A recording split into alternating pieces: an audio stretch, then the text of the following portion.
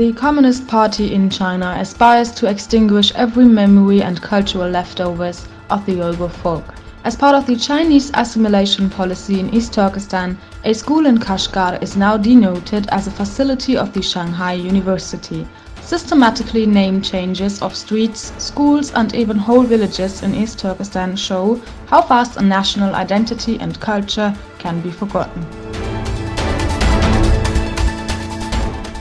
A photo exhibition in Aksaray, organized by Turkish nationalists, aims to relentlessly educate visitors about the current tyranny in East Turkestan. While the interested admire numerous photo series, they can listen to the music of famous Uyghur musician Abdurrahim Hayit, whose internment in a re-education camp triggered numerous protests. Taiwan's President Tsai Ing-wen is deeply critical of China's military activities on the island nation. Wen accuses China of claiming power to Taiwan. This impression becomes clear when one observes the increased activities of the Chinese People's Army in the area.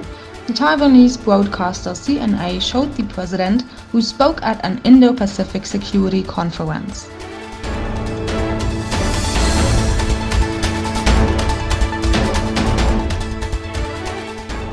American F-35 multi-purpose aircraft of the US Air Force landed for the first time ever in the United Arab Emirates.